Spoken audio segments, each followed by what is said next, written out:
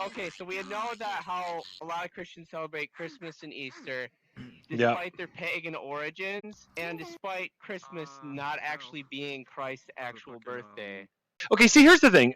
There's a really important event that always happens, regardless of your religion, as long as you're in the northern hemisphere, around December 25th. Does anybody know that astronomical event? You would make an amazing narrator. No. It's the winter solstice, okay, which is the darkest day in the entire that image. So the winter solstice is this image of light in the midst of darkness. Now, all the pagan religions celebrated this, okay, because the idea is like we're coming out of the cold ass winter and we're actually going to be able to be warm again, and not like we're going to be able to eat. There's going to be food. We likes the fooda. So, anyways, Dummy thick. yeah, but anyways, so there's all these pagan religions that celebrate the winter solstice. Now, if your express job is Christ is coming into the world to turn humanity from pagan religion to the worship of the one true God, the best thing you can do, come talk to me. Come talk to me. I want to hear your thoughts, broski. I want to hear your thoughts.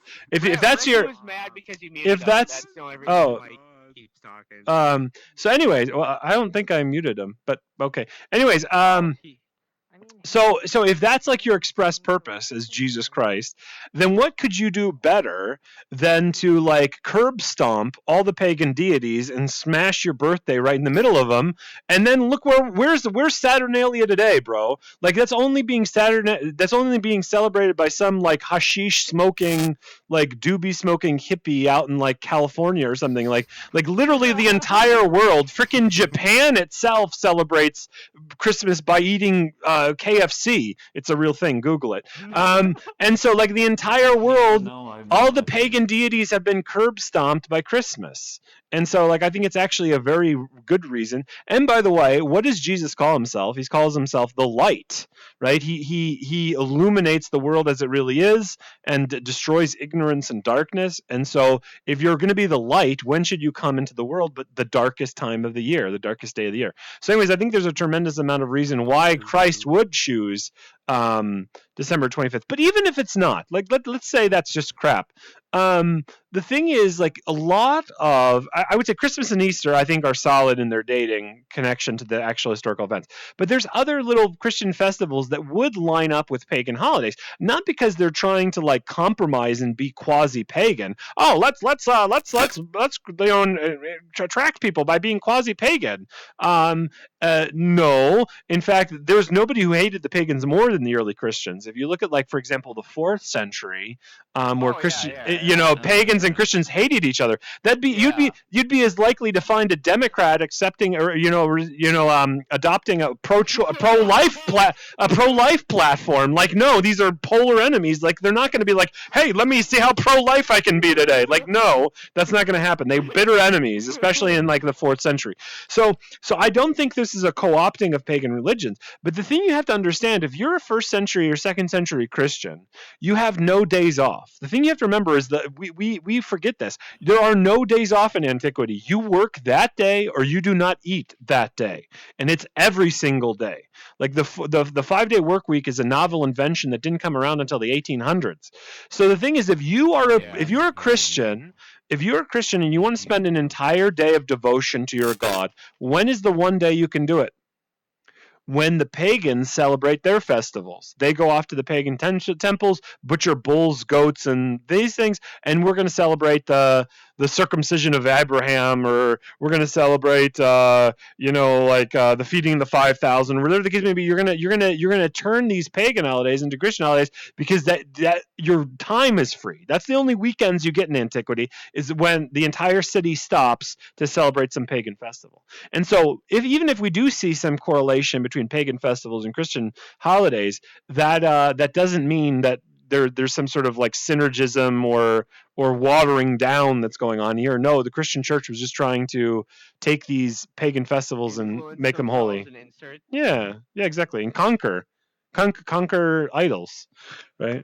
No, that sounds kind of like colonistic or arrogant or something, but only if it's not true that Christ is the living God. If Christ is the true religion, then you're actually doing humanity a tremendous amount of good by conquering pagan idols. Right, so you guys were talking about Christmas, right? But you want to Yeah. hear something very interesting? Tell me, bro. Alright, so get this. So if you look up, I'm gonna read the King James version for you here. Yeah, dude. But Christmas, I honestly believe, is probably something that should honestly most likely not be messed with, because now just wait. Let me read this and Okay. just listen. Okay, Sure. so this up if you want to look afterwards, but if you look up Jeremiah 10, this is what it says in King James, so the English will be a little hard, maybe ish, but okay. So it says, starting from verse 10, "Hear ye the word which the Lord speaketh unto you, O house of Israel," and then it goes on. Yeah. Thus saith the Lord, learn not the way of the heathen, be not dismayed at the signs of heaven, for the heathen are dismayed at them. And then this is where it comes in right here. For the customs of the people are vain. For one cutteth a tree out of the forest, the work of the hands of the workmen with the axe. They deck it with silver and with gold. They fasten it with nails and with hammers, that it move not. Yeah.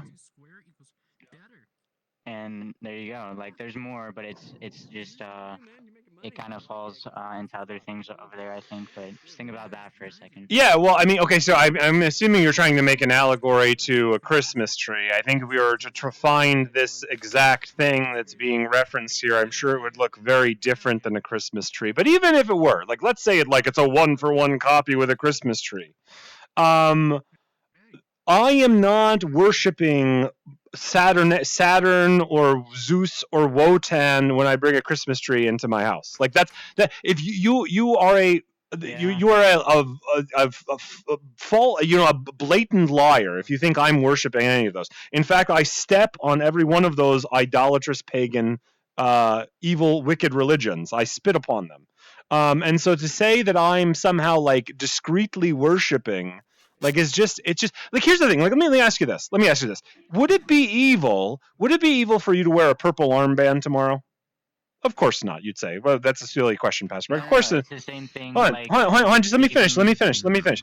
If you had a purple armband on your arm, that would be fine. But what if I told you that 700 years ago in Mesopotamia, those who wore purple armbands were prostitutes and temple prostitutes? You're a temple prostitute now. Well, no, actually, the difference is in that culture, I would have been confessing myself a temple prostitute. That's not the content of what a purple armband is in our society. And so in the same way, the content of a Christmas tree is not that we're worshiping pagan idols. The content of it is that Christ is the perpetual spring of eternal life, and he is coming into the earth, and with his light and his brightness and his glory and his resurrection. So that's the other thing about a tree in the midst of winters. Its greenness is an image of spring. And so what I admit when I confess in the midst of death and the darkness and cold of winter is that there will be an eternal spring, which is a symbol of resurrection from the very earliest stages of the Christian church. And so like even if it were true, like everything you said there, that does not make me a pagan worshiper because I bring a Christmas tree into my house. It simply doesn't. And I don't know how you could say otherwise.